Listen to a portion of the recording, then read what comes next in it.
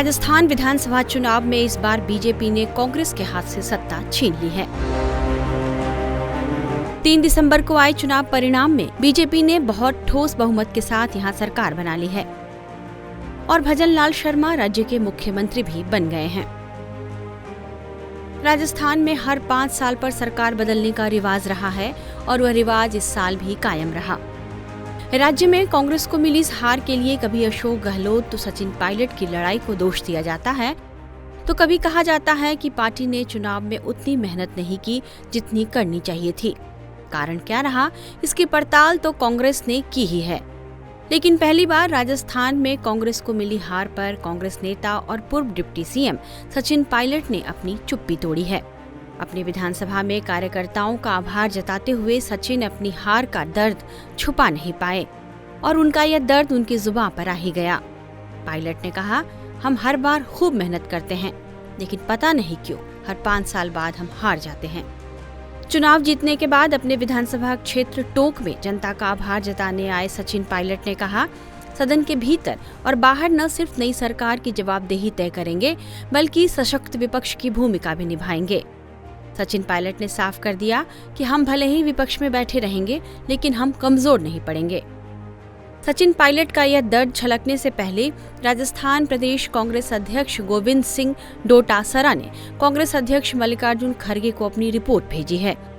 Report में हार की वजह बताई गई हैं। मीडिया रिपोर्ट्स के मुताबिक डोटासरा ने कांग्रेस की हार के लिए 5 बड़े कारण बताए हैं। राजस्थान प्रदेश कांग्रेस अध्यक्ष की रिपोर्ट के मुताबिक राज्य में कांग्रेस की हार की पहली वजह बीजेपी का ध्रुवीकरण है। बीजेपी ने राज्य में ध्रुवीकरण किया, यह कांग्रेस की हार की बड़ी वजह बन गई। हार का दूसरा कारण यह बताया जा रहा है कि सरकार की योजनाएं अच्छी तो थी, लेकिन यह बात जनता तक ठीक से पहुंचाने में अशोक गहलोत सरकार कामयाब नहीं हो सकी। वहीं प्रत्याशी जनता को यह भरोसा भी नहीं दिला पाए कि यदि कांग्रेस सत्ता में नहीं आती है तो अशोक गहलोत सरकार की योजनाएं बंद हो सकती हैं। डोटासरा ने हार के और कारणों के बारे में बताते हुए अपनी रिपोर्ट में कहा है कि कम मार्जिन वाली सीटों पर स्थानीय नेताओं का जजमेंट सही नहीं बैठा है। पार्टी के बड़े नेता और मंत्री बीजेपी के खिलाफ माहौल नहीं बना पाए और मतदाताओं को पोलिंग बूथ तक नहीं ला पाए, वे अपने क्षेत्र में ही सिमटे रहे। चुनाव नतीजे आने के बाद पार्टी की हार पर डोटासरा ने क्या कहा था, आइए आपको सुनाते हैं।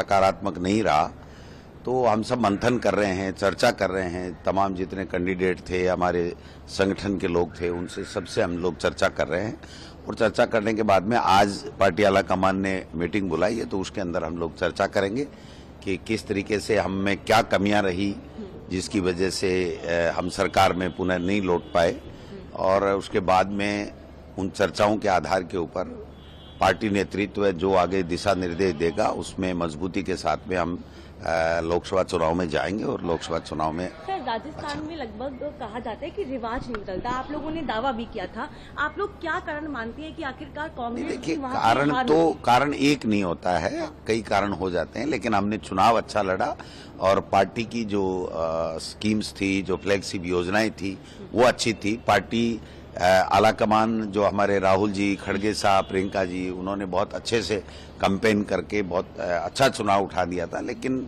चूंकि अब परिणाम सकारात्मक नहीं रहे तो ये बात तो माननी पड़ेगी, कहीं न कहीं किसी न किसी रूप में हमारी कमी रही है।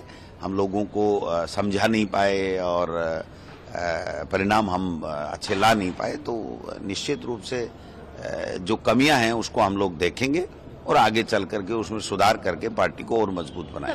हालांकि कहा जा रहा है कि आलाकमान डोटासरा की रिपोर्ट से पूरी तरह संतुष्ट नहीं है, इसलिए कहा यह जा रहा है कि उन्हें एक और विस्तृत रिपोर्ट भी भेजने को कहा गया है। इस बीच राज्य में संगठन के स्तर पर भी फेरबदल की चर्चा हो रही है। पार्टी नेतृत्व ने अभी तक इस मुद्दे पर कोई संकेत नहीं दिए हैं, लेकिन समझा जा रहा है कि मध्य प्रदेश और छत्तीसगढ़ की तरह अब राजस्थान में भी नेतृत्व परिवर्तन हो सकता है। मध्य प्रदेश में कमलनाथ को कांग्रेस अध्यक्ष पद से हटाकर जीतू पटवारी को नया प्रदेश अध्यक्ष बनाया गया है। बताया जा रहा है कि पार्टी नेतृत्व परिवर्तन के मुद्दे पर संभल कर चल रहा है, क्योंकि इस मुद्दे पर पहले भी कई बार पार्टी का टकराव सतह पर आ चुका है, जिसको लेकर काफी किरकिरे भी हो चुकी है। समझा जा रहा है कि पार्टी व्यापक विचार विमर्श के बाद ही इस पर कोई फैसला लेगी। हालांकि मीडिया रिपोर्ट्स के मुताबिक इस बार पायलट का पलड़ा भारी माना जा रहा है। और पायलट राजस्थान में पार्टी का चेहरा हो सकते हैं।